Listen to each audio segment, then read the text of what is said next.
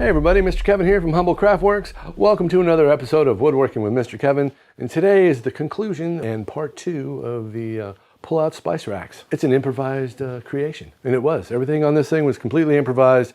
No script, no nothing. Just the damn camera that's right in front of me and myself, and push the button, magic button, and go. So what if I told all of you out there that this video is a half hour long and you're going to enjoy every single minute of it? What? You probably think I'm crazy. Well, I'm not, and I put chapters in this thing so you can skip around and do whatever the hell you want. Whew, it's a long one, boy, I'll tell you what. There's a lot of information in this. First part of the video is just a recap of me talking about what we did last week and getting things lined up and the best way to do it and how to use your thumb to make more accurate cuts. We're going to talk about how to sand little tiny parts. We're going to talk about tools, making little tools like this that you can help you sand parts and make them look beautiful. So we're going to go over spraying parts, gluing up parts, making little jigs. I also thought to myself, hey, I should probably pre-finish all this because I cannot finish all this with all these rails in here and make it look good. So that turned into a bit of a problem, and I had to use this toothpick more than once for several different things. I basically videotaped me building this thing for 6 hours, and what you're watching is all that condensed into one short video. God, in the last video you saw me marking everything out and measuring everything. Well, this video is just putting it all together, spraying it all, and getting it done. And at the end, we put drawer glides on it and put it in place, and done. Now let's get to the video, because it's a long one, boy. And thanks for watching. We'll see you soon. Bye-bye. Hello? Yeah, at the end, you're going to have a SIRI problem. If SIRI is on and you're watching this on your phone, I apologize now for what's going to happen at the end of this video. It's not going to hurt you or anything, but it's you'll see. Be prepared. Bye. Okay, so the first thing I do is lay out where everything is. My little poster here, my rails up here, here's the base here, and I lay everything out on a hunk of wood. Next thing we're going to do is take a scrap piece of wood that we're going to use, and we're going to lay everything out with a square so we know where everything is. We're going to make sure that all that works and lines up correctly with our lines and that we're good with it and it all works out well. And then what we do is we set the height of the blade to exactly what we want. And I use a Wixie and top dead center that I have marked on my table saw to know exactly how deep that is, because that's super important, especially when you're dadoing little tiny pieces together that kind of look like this, right? If they're off a little bit, any which way, they're going to look funny because they're going to be sticking out and they won't be flush. So it's super important that you have a zero clearance insert also installed because these pieces can get sucked down if you have an open throat. And you don't want that to happen. So the smart thing would have been when I did all the rails is to leave them the same length as I did the base and do all the rails and the base and all the bases and all the rails all at the same time. But I didn't do that because I'm stupid. And I thought I'd cut them down to an inch because I wanted them all separated. Like these guys are here. You see how they're separated a little bit. I didn't want them touching. And I thought, oh, that'll look great. And then I cut everything down before I realized that I just made my life more difficult. So don't do that. So the next thing that's really important is that I have a square tooth blade here. This is a rip blade, 24 tooth rip blade, square. You want them square so you get nice square edges like this. But the problem with that is it'll blow out if you're not backed up. So you have to have some kind of a backup fence. There's zero clearance here also. And I also added a fence to the top of this. So this fence here is only about 2 inches tall. When I did these cuts here, I actually added this hunk of poplar, which is just pocket screwed down, so I'd have something else to hold on to, because it's a little easier than trying to hold on to an itty bitty tiny little piece of wood, and it keeps your fingers up higher, which you want to do. Always have extra parts laying around so you can practice making cuts. You can see I practice on these two here to start to make sure that these two came out equal with this side over here. And we're going to talk about how to get all these to line up right now. All right, everybody, so when I cut all these little pieces here, these little guys right here were actually twice as long as they are now.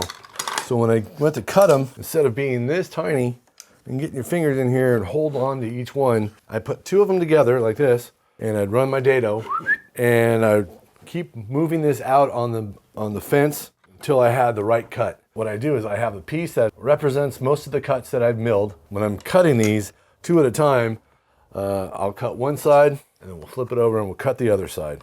All right, here we go, and we're just going to cut these 2. Then we're going to take them, flip around, push them in there again. See that? That's how we start. I'm gonna hook up the other camera so we can look down on this, and I'm gonna show you how I go about bumping it over. These were both cut at 1/4 of an inch, right? And what we're gonna do now is we're gonna move this 3/32 of an inch right there, because our blade's an 1/8 of an inch, and we're gonna go just a little less than that, and then we're gonna cut all these again.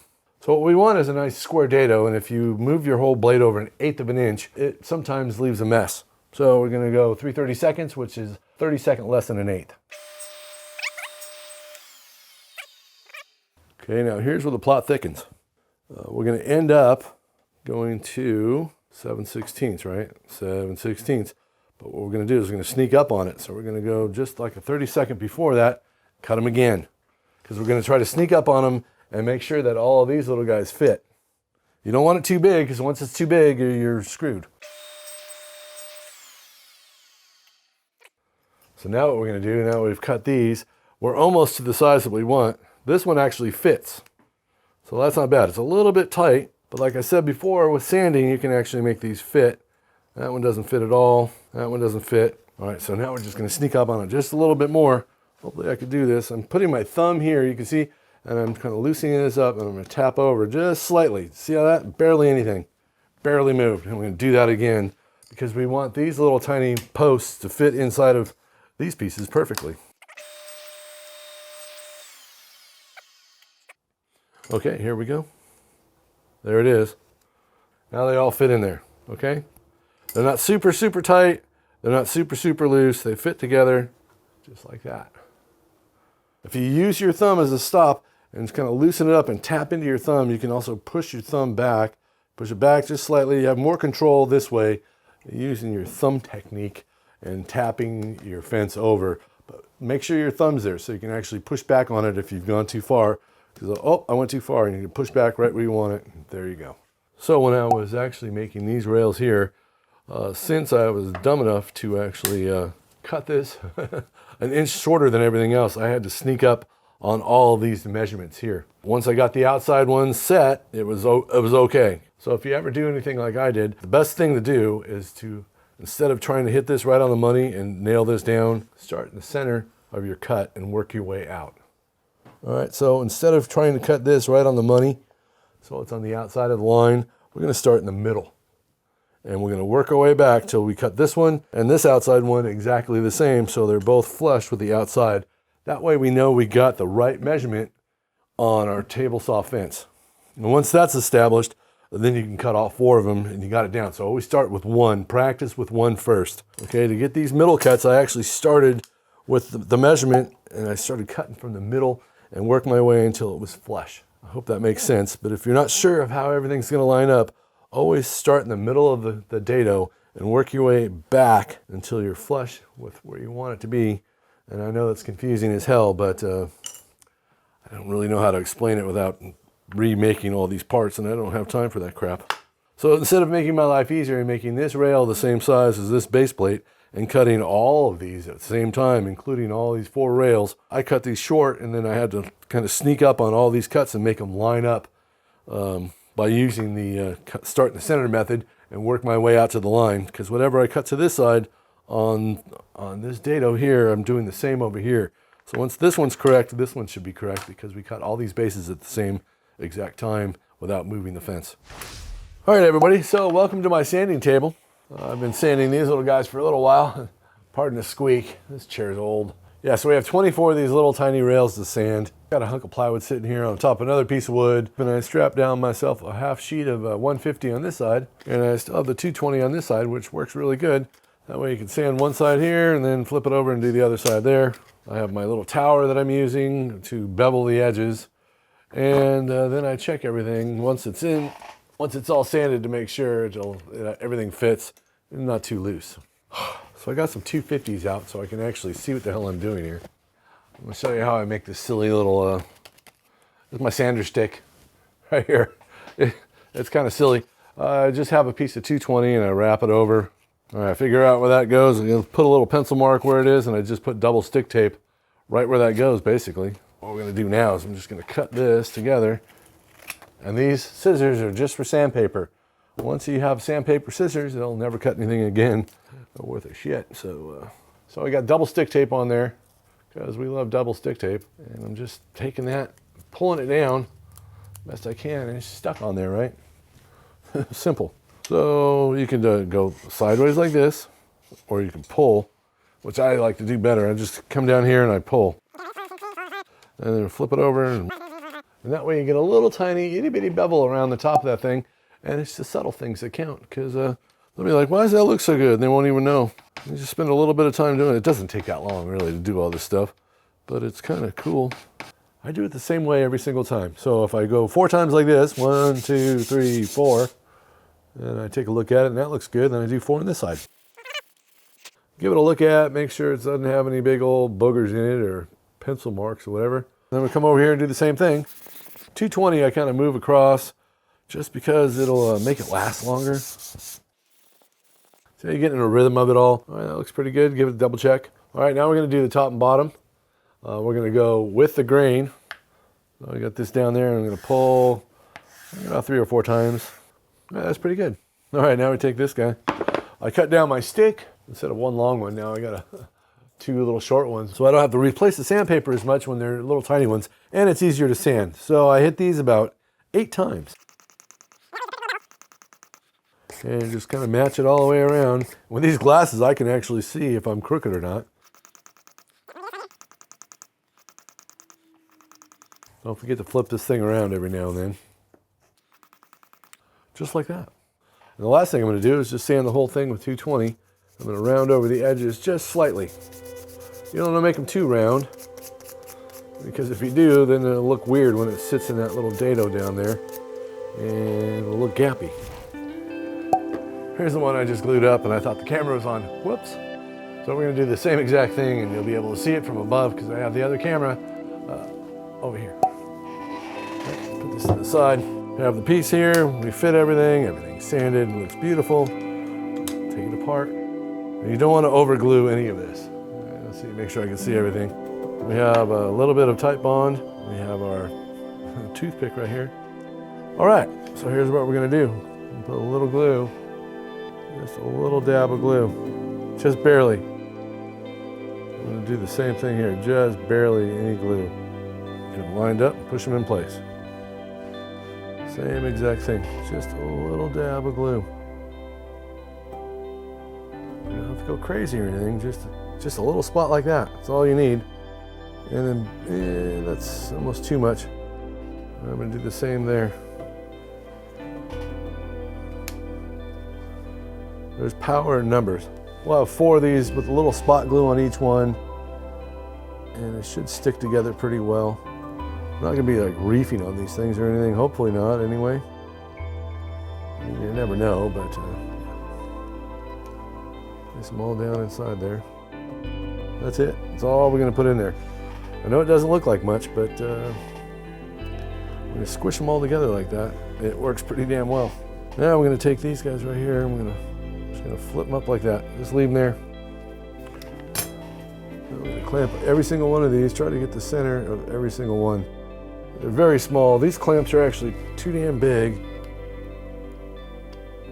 for this job. If they made even smaller clamps, that'd be cool, but these are the smallest ones they make. Need like an oversized roach clip. All right, there they go. I'm gonna check it underneath for glue. There's just itty bitty little spots. You can barely see it, like right in here. You can poke those out if you want. The last one I did had way more glue than this one because I used way too much glue. All right, now for the last thing, we're just gonna slide them into place here and make sure they all line up. That's what matters, okay? Because what we're gonna do is I'm gonna tape off all these little dados. Put a little green tape in each one of them. I'm gonna finish all the parts. I'm gonna pull all the green tape off of there. I'm gonna pull the green tape off that we're gonna put on this side here also. And then we're gonna put a little glue on there and we're gonna clamp them together after everything's finished, because I can spray all this much easier when it's just out like this than I can when it's all together. You're gonna miss spots, you won't get the underneath side.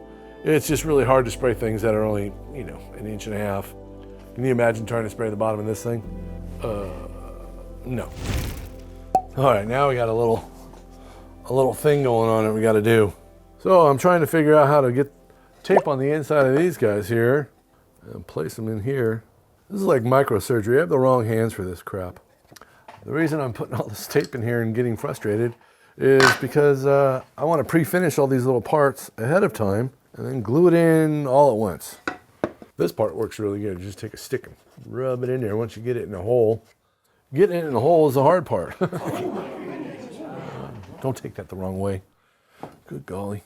We'll try the toothpick method. By the time I get done with this, the last one I'll have down to a science. Watch. That's just the way it always works. Be like, oh, now I got it down. I want to do more. Little piece of tape on that. Take this piece of wood, stuff it in there, and rub it in place. All right, that worked. So what I've been trying to do for the last 5 minutes is get little tape inside of these little tiny dados. And I find the easiest way with this blue tape is to slice it down the middle first. Sometimes even dumb things like this take a while to figure out. I don't know.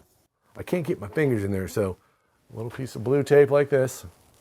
But hopefully it sticks to that. Get it down inside of there. Take the other side of my sanding stick, put it in there and rub it in place. That way we'll have glue on raw wood. And that's a good thing. We're going to do the same with these guys here. Once I figure out where the hell the thing goes, then we'll mark it and do that too. Gosh. So this comes in really handy if you're building stuff like for jewelry boxes or ornate little tiny things where you got to glue things up. And if you want to finish things ahead of time and then put them together, this is one way of doing it. All right, everybody. Well, here we go. We're going to start shooting these guys. I already started spraying a minute ago, and I forgot all about turning the camera on. Yeah, so I'm only going to shoot a couple of these really quick to show you guys how I go about spraying these little tiny pieces here. I'm going to spray the inside first, and I'm going to spray so the top is facing towards me. It's going to be short little bursts.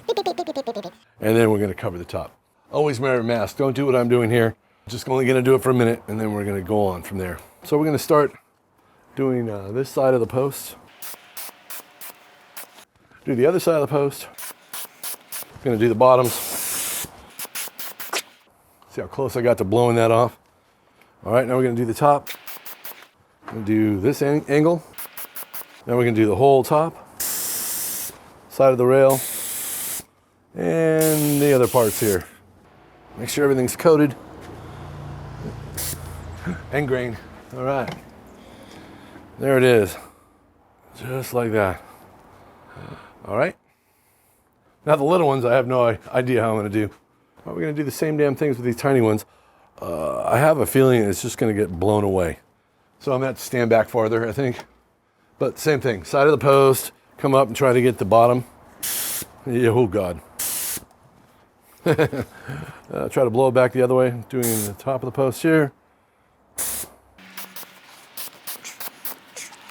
Very top. Face. That's it. Short little bursts. Even that's kind of a pain in the butt. I don't know how I'm going to pick that up. I guess we're going to pick it up just like that. And there we go, a little tiny itty bitty thing. So you got to kind of play the blow game. Like we're going to blow it one direction and then blow it the other direction. Sometimes it's going to fall off. It's just what's going to happen. We can use these two little sticks right here to as a jig, basically, to hold up our bases. And we're going to use that to measure the distance of these guys off the deck. So I'm going to tape this one in place and butt that into there and kind of put that one in place there. So we're going to push this down till these posts are actually touching the plywood. Let's see here.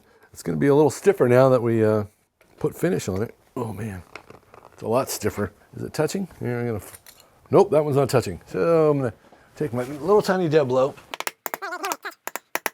Yeah, that's pretty good. All right, so the back I have to make flush. So I'm going to take this piece of wood that's here. I'm going to cut it on the bandsaw. All right, I'm just going to put one piece on this, I think, just to hold it in place. Double stick tape works pretty damn good. If you've never used it, I recommend trying it for all sorts of kinds of things. I even use this to hold on pieces of wood to jigs that I'm actually flush trimming, and it works good. So I've never had a problem. I can do them all at once now. Cool. When all else fails and you can't find your big cheaters, just double them up. Before I glue anything up, I practice what I'm going to do or try to find the best way to do it. We'll just glue the sides on first and we'll do the ends later. That sounds better anyway, right? Let's just do that. Always shake up your glue. Don't need that much glue, just that much. Barely need any. All right, so here's what we're going to do. We're going to do the base first. little bit of glue everywhere, right? Here we go. Put this into place. Here's where it gets tricky. We're going to slide it in, tap it down. Okay, everything is touching where we want it. Just a little drip of glue. We're going to smush it around a little bit so it gets everywhere. We don't want one huge glob. We want to kind of move it as far around as possible, up and down a little bit. Boom, there we go.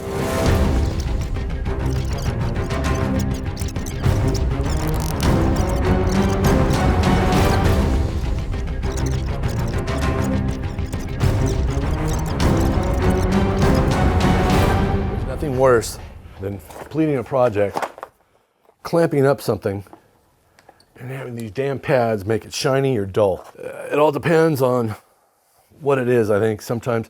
But I'm putting cardboard in here. How do you go about doing that? I have no idea. All right, I'm pulling on the clamp, squishing it in place. Did I hold my tongue just right? Yeah, probably so. Okay, I got glue coming out everywhere. All right, now we got to do that again. Yeah, something about these little Jorgensen soft pads, it makes things either shiny or dull. Depends on the time of day. I have no idea why it does that, but it has something to do with the reacting with the finish. You got to be smarter than the damn clamp. Of course, I'm not that smart, so. Oh, you hear that? Click, click. Oh, look at all the glue now. Glue. How's the top? Top's got glue too. We got glue everywhere. So that's good. That little bit of glue was enough. This video is going to be 400 hours long. Okay, so I'm going to leave it in clamps like this for I'm just going to leave it for like an hour. An hour is good because I got tons of other things to do. Yeah, it looks good. Put it in the right way? Yeah. God. All right, well, there you go. It's all glued up. This isn't a moneymaker, I'll tell you. This is just for fun. I love woodworking. I've been doing it pretty much my whole entire life. Well, except for those years I was a plumber, a union plumber. And remote activation. We won't talk about that. Hey No, Siri, no. set my timer for an hour. 1 hour, starting now. Siri's Australian. Mission complete. Okay, the little bridges are done. They're all glued up. Look at that, little spice bridge. It's a little pull-out spice rack. I think it's kind of cool. I'm going to show you how I go about putting the drawer glides on because they're not really drawer glides, they're just pull-outs. So the first thing I did, because they're too hard to pull out, is I took this little rubber grommet off the back here. That actually locks it in place and now it just kind of falls out by itself. These don't weigh very much, and to have somebody yank on them really hard, they wind up breaking them off. So you can remove these little rubber things in the back. It's just a stopper and it keeps everything in place, but I don't need that. We have to miss these little posts that are sticking down. And all I basically do is I just set these in place, kind of get them in there evenly, the best you can, and then just take a square and measure where the center of those holes are. And for me, it's 1 5/16. Well, you got the 1 5/16, so what we're going to do now is just going to mark a line. I'm just going to take a straight edge and line all these up now. All right, there we go. There's our little line. That's simple enough, right? This is back about 1/16 of an inch, so we got to remember that so we don't bump into this. I'm going to pull these guys out. Greasy. Right here. I just pull that out and they come right out. And now I got grease all over both my hands. That's because there's 9 million pounds of grease in these bearings. So every time you touch the outside of these guys right here, you're going to get grease all over your hands. Okay, we want to put them in the slots that go this way, just so we can adjust them side to side in case something happens. And then when they're all good, we'll just put them in the center holes, and that's what we're going to do. All right, we got our self-centering bit in. I'm going to drill it right in the center. It's very wiggly. One right in the center. Okay, let me check it with this. Yeah, it looks good. All right, just got to get the front one started, and then we're going to check the distance. That one's good, so the square says they're good. Now I'm going to do the back hole right here, right in the center if I can. Don't push down too hard because, you know, we're pushing down on those little posts. That's not good if they get damaged.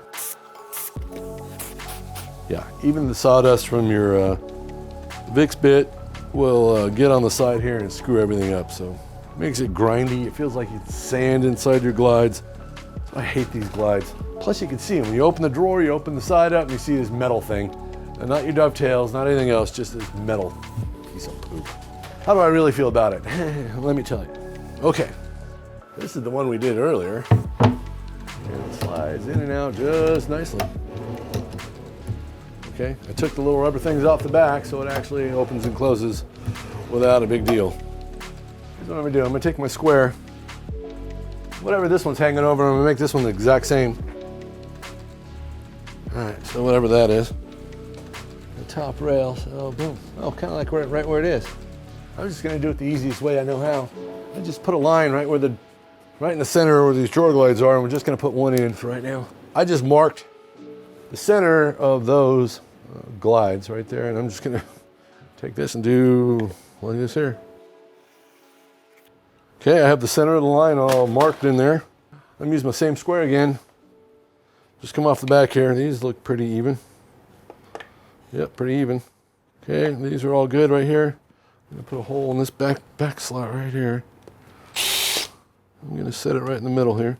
I wanna get these right on the line. Gotta get it right now. Yeah, push over this with you right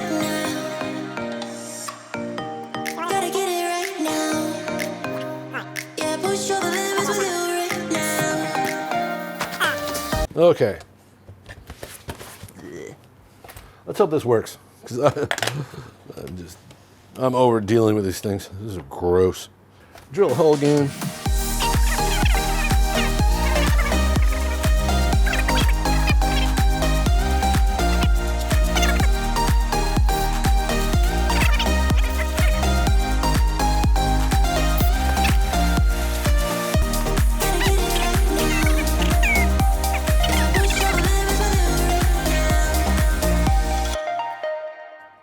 God. All right, so the first time you put in these type of drawer glides, they go in very stiff. I mean, they're hard to push in. And you should take them out and slide it back. And this one works. Put this one in. Hard to push in, pulls out. All right, everybody, well, there you go. Let's see, are they in the same? There they are, spice racks, look at. They open by themselves. It's magic. All right, I'd like a spice, please. Okay. You take this, and you pull out your spices, and you put them back in. There you go. Pull them out, and you put them back in. All right. Well, there you go, everybody. Spice rack a la mode. If I could build it, you could build it. Fun with Dados. That's what we had. We had a lot of fun with Dados. All right, cool. I'm so glad it works. You never know until the last very second when you pull it out and you go, will that work? Oh yeah, that works. Probably don't even need to actually screw it down, but I'm gonna. Would you like a spice? Yes, I would. Thank you very much. The spice rack bridge. They look like bridges, don't they? It's kind of a cool little thing. Now I gotta do a thumbnail. I never do thumbnails right. Everybody says your thumbnail sucks. I gotta make a good thumbnail. All right, that's what I'm gonna do next. I'm gonna make a thumbnail.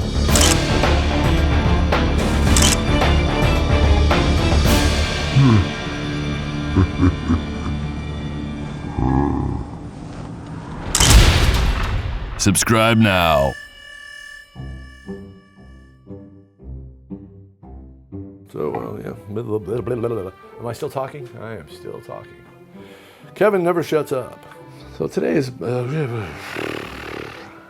itchy huevos. Spare parts to actually use the cut parts in spare parts and cut parts. Yes. Where's my other spare parts? Ugh. So you keep your fingers away from where you want them. So always keep your fingers. That'll keep your fingers. Burger. Yeah. Never mind my squishy chair. My chair squeaks a lot. There, am I taller now? Do I look more handsome?